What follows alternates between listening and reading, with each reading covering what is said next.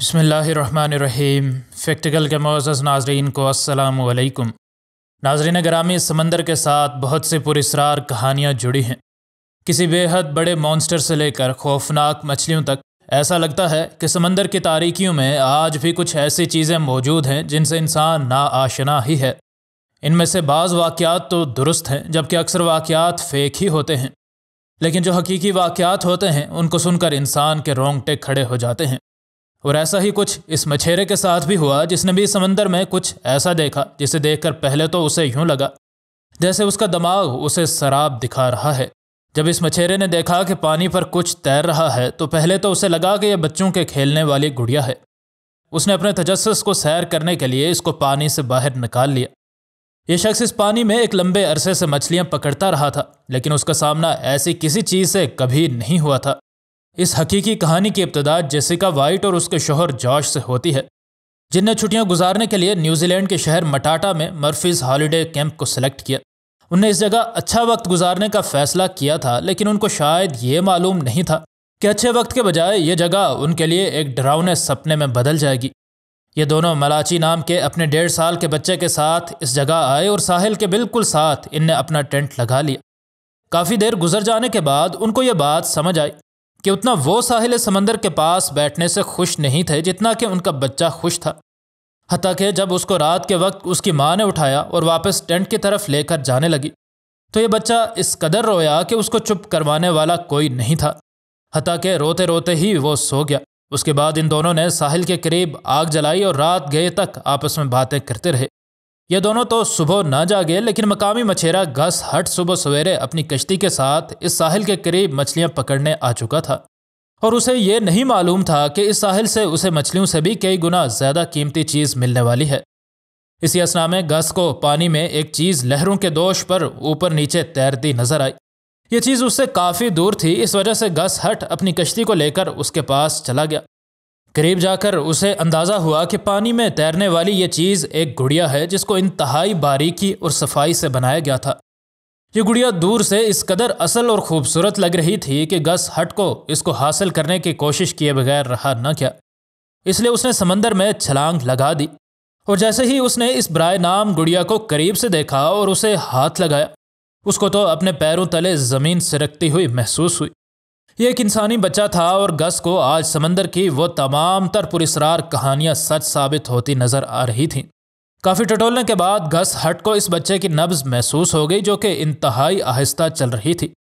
इस वजह से उसने बग़ैर वक्त ज़ाय किए साहिल की जानिब अपनी कश्ती घुमा दी। रास्ते में वो बस एक ही बात की दुआ करता रहा कि वह वक्त रहते इस बच्चे तक पहुँच गया हो तो यही बेहतर है।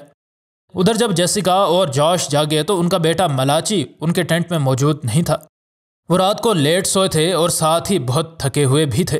इस वजह से उन्हें अपने बेटे के जागने का पता ही न चला, जो कि चुपके से जागा और इस टेंट से बाहर निकल गया। और ये इनका बेटा मलाची ही था जो कि गस को पानी में मिला था। और क्या इस कहानी का अच्छा अंजाम हुआ या नहीं, ये भी फैक्टिकल के नाजरीन को बताएंगे। लेकिन इससे पहले कि वीडियो को मज़ीद आगे बढ़ाया जाए, अगर आप फैक्टिकल के नए नाजरीन में से हैं तो हमारे चैनल को सब्सक्राइब कर लें और हमारी काविशों का बदला वीडियो को लाइक करके ज़रूर दें। नाज़रीन गिरामी, डॉक्टर्स ने गस को थोड़ी ही देर के बाद बताया कि अगर आप इसको कुछ ही मिनट के बाद पानी से निकालते तो आज इस बच्चे का अंजाम मुख्तलिफ होता।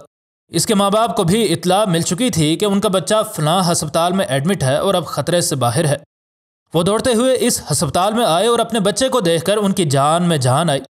वो किस कदर इस मछेरे के शुक्रगुजार हुए होंगे, इसका अंदाज़ा फैक्टिकल के ज़ी-शऊर नाजरीन बखूबी लगा सकते हैं।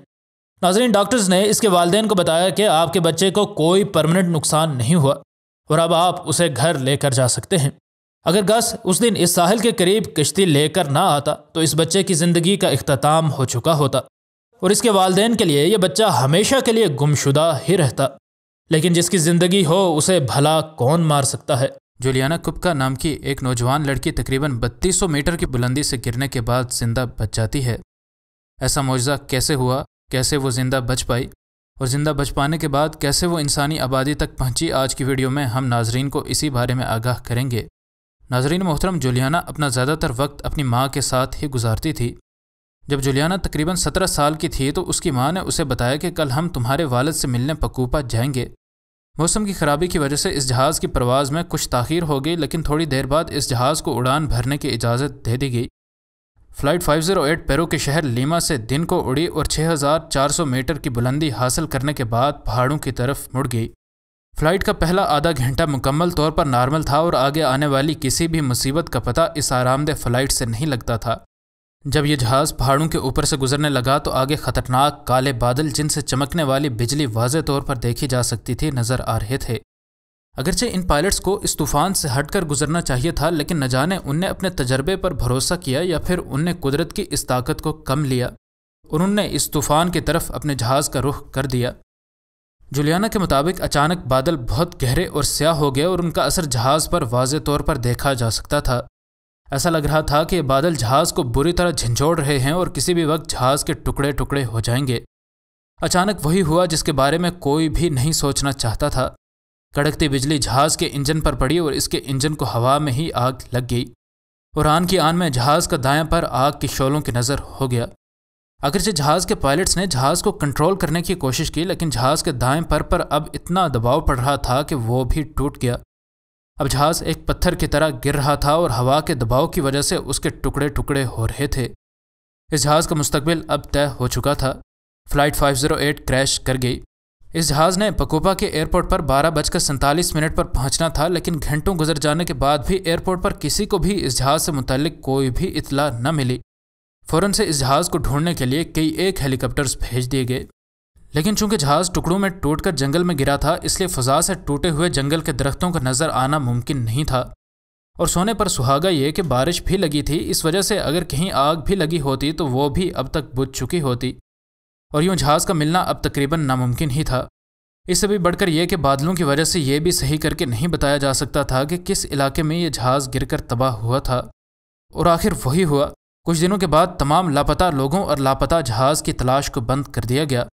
کسی کو ذرہ برابر بھی شک نہیں تھا کہ اتنے بڑے حادثے کے بعد کوئی بھی زندہ بچ پایا ہوگا، لیکن اکثر انسانوں کے اندازے جیسے غلط ثابت ہوتے ہیں ویسا ہی کچھ آج بھی ہوا۔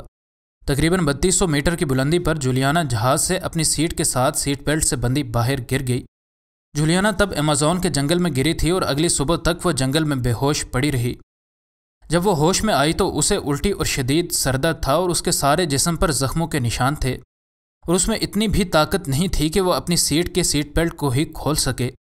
اس وقت اس کو محض ایک ہی بات سمجھ آ رہی تھی اور وہ یہ تھی کہ وہ زندہ ہے۔ جہاز کی یہ سیٹ ہوا میں گرنے کے بجائے کچھ کم رفتار سے نیچے اتری اور درختوں کی وجہ سے بھی اس کی رفتار مزید کم ہو گئی، اور یوں جولیانا نہ مر سکی اور نہ ہی زندہ رہ سکی۔ اگرچہ اس کو دوسری زندگی مل چکی تھی، لیکن ایمیزون کے جنگل میں زندہ رہنے کی اس کی اس مشکل سفر کی ابھی محض ابتدا ہو رہی تھی۔ جولیانا نے ادھر ادھر دیکھا اور اسے کوئی بھی نظر نہ آیا۔ اس کے ایک پاؤں پر جوتا تھا اور اس نے پتلے کپڑے پہنے تھے۔ اس کی نظر بھی کمزور تھی اور اس کی اینک کہیں گر چکی تھی۔ تقریباً 4 دنوں کے بعد وہ ٹھیک سے چلنے کے قابل ہوئی اور جس جگہ وہ گری تھی وہاں پاس ہی اس کو ٹافیز کا وہ پیکٹ بھی پڑا مل گیا جو کہ اس نے جہاز پر سوار ہونے سے پہلے خریدا تھا۔ اب اس لڑکی کی محض یہی واحد خوراک تھی۔ اگلے 3 دن تک وہ پیدل چلتی رہی تاکہ شاید اسے کوئی انسان مل جائے، لیکن اس کی اینکوں کے بغیر اس کے لیے چل پانا بہت مشکل تھا۔ پانی کا کوئی مسئلہ نہیں تھا، لیکن کھانے کے لیے محض یہ چند ایک ٹافیز ہی اس کے پاس موجود تھیں۔ اس کو اب اس جنگل میں 10 دن گزر چکے تھے اور اب بھی اسے کوئی انسان نہیں ملا تھا، لیکن ایمیزون جنگل کے خطرناک اور زہریلے سانپ اور مگرمچھ اس کو کئی بار نظر آ چکے تھے۔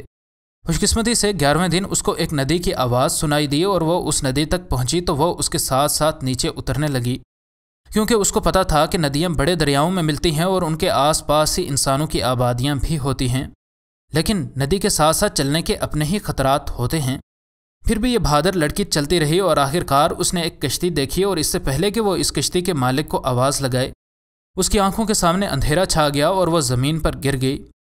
جلد ہی وہ مقامی مچھیروں کو مل گئی اور ان نے اس کو فوراً سے اپنے گاؤں میں لا کر اپنے بس میں جو بھی ابتدائی طبی امداد تھی اس کو دی، اور بعد میں اس کو ایک اور شہر کے ہسپتال بھیج دیا گیا۔ اور جب اس کے غم میں ڈوبے والد کو ڈاکٹرز نے کال کی تو اس کی خوشی کی انتہا نہ رہی۔ وہ فوراً سے ہسپتال آ گیا اور اپنی بیٹی کی صحت کی دعائیں کرنے لگا۔ جلد ہی جولیانا صحت مند ہو گئی اور اس کو ہسپتال سے فارغ کر دیا گیا۔ بعد میں اس پر 2 موویز بھی بنی اور آج بھی یہ عورت زندہ ہے اور ہوائی سفر کرنے سے ہرگز نہیں ڈرتی۔